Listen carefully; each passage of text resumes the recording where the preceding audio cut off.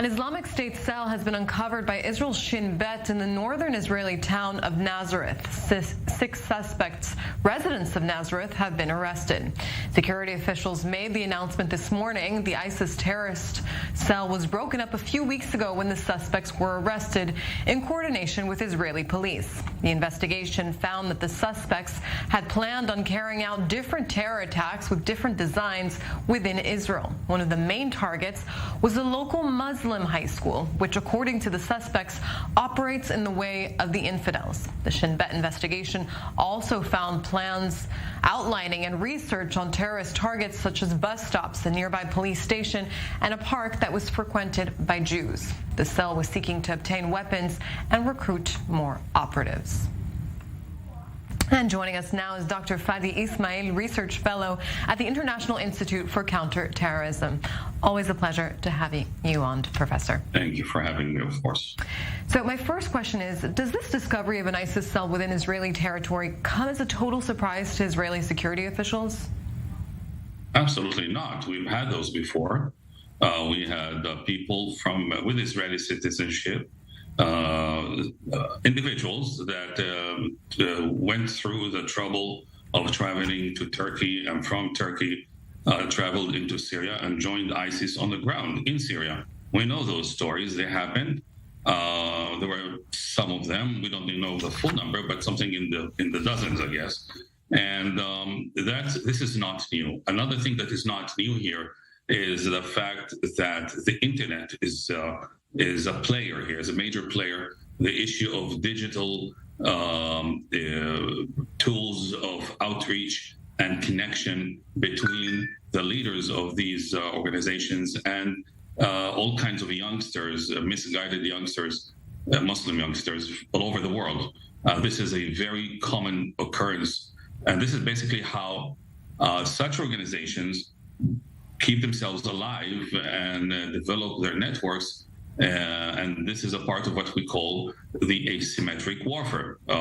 They don't have actual bases, physical bases all over the world, so they use the internet.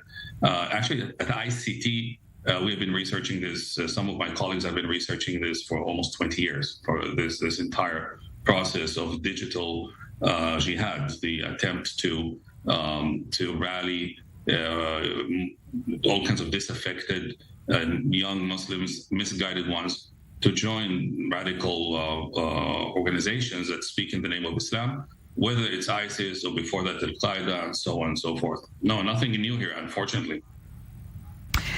And Professor, how are terrorist cells like this one that have yet to commit an attack discovered by security forces? You see, I wish I knew in this particular case, because what came out in the public arena, I'll be honest with you, it looks almost too easy for somebody to go actually online on one of the many websites that ISIS has and basically voice support and interact with people there. And I mean, this is almost like a gift to counterterrorism. I suspect that the true story is being sanitized because we do not want to give away methods and means on what kind of mistakes they made. So I suspect that the story in the public arena is somewhat simplified.